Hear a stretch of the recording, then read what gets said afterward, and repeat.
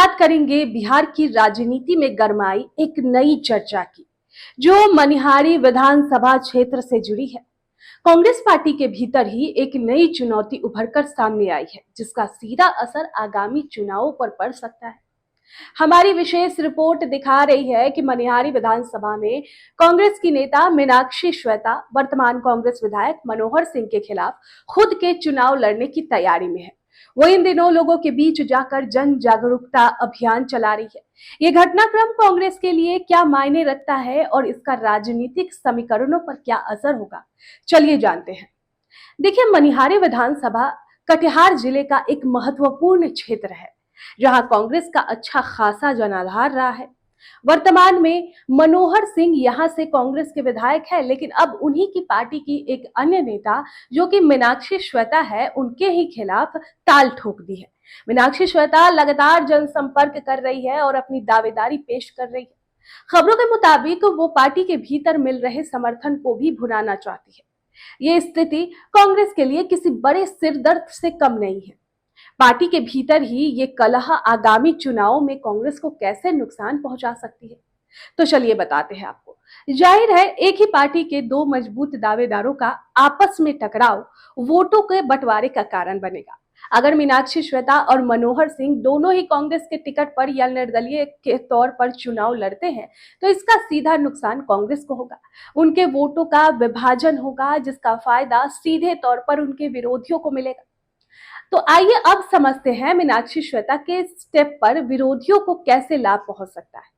BJP, RJD, JDU या अन्य क्षेत्रीय दल जो मनिहारी में अपनी पैठ बनाना चाहते हैं, इस आंतरिक कलह का पूरा फायदा उठा सकते हैं।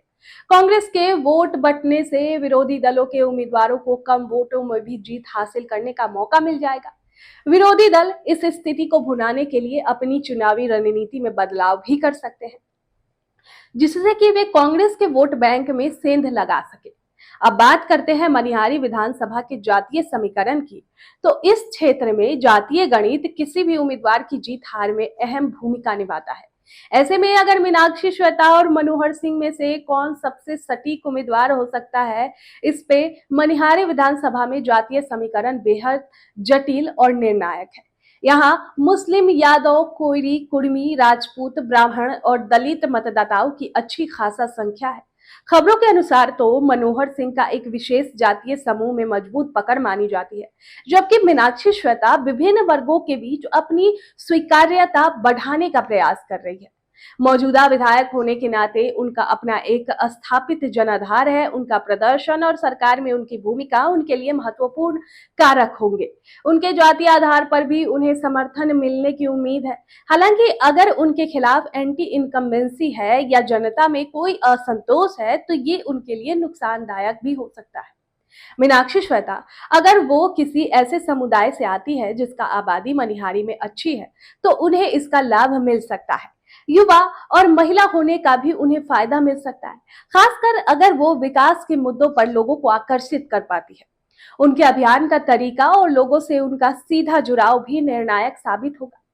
तो अब सवाल ये उठता है कि कांग्रेस आलाकमान इस स्थिति से कैसे निपटेगी। तो दोस्तों, क्या वे किसी एक को साधने का प्रयास करेंगे या फिर उन्हें ये स्थिति वोटों के नुकसान के लिए तैयार रहना पड़ेगा। तो देखिए, सूत्र के अनुसार कांग्रेस नेतृत्व इस आंतरिक कलह से चिंतित है।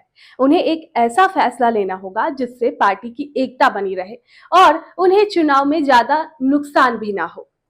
ये संभव है कि पार्टी एक आंतरिक सर्वेक्षण कराए या दोनों नेताओं के साथ बातचीत करके एक आम सहमति बनाने का प्रयास करे। तो यदि मीनाक्षी श्वेता को कांग्रेस का टिकट नहीं मिलता है और वो निर्दलीय लड़ती है, तो ये कांग्रेस के लिए और भी बड़ी चुनौती होंगी। तो कुल मिलाकर मनिहारी विधानसभा में कांग्रेस के भीतर की ये रस्साकशी आगामी चुनाव को दिलचस्प बना रही है। इस पर हमारी नजर बनी रहेगी। फिलहाल इस खबर में इतना ही। आप इस खबर पर अपनी क्या राय रखते हैं, कमेंट्स में जरूर लिखें और ऐसे ही तमाम बड़ी खबरों के लिए बने रहे BMW न्यूज बिहार के साथ। धन्यवाद। सूर्या हॉस्टल एक बार अपने बच्चे को जरूर भेजें। सीमांचल का सर्वश्रेष्ठ हॉस्टल, 4ठी कक्षा से 10वीं तक कोचिंग एवं ट्यूशन निःशुल्क, बेहतरीन और हर सुविधा से लबरेज। हमारा पता है दलन कटिहार। संपर्क करें 7903 464641 पर। हमारा वीडियो अगर आपको अच्छा लगा हो तो आप हमारे वीडियो को लाइक करें, शेयर करें और हमारे चैनल को सब्सक्राइब जरूर करें।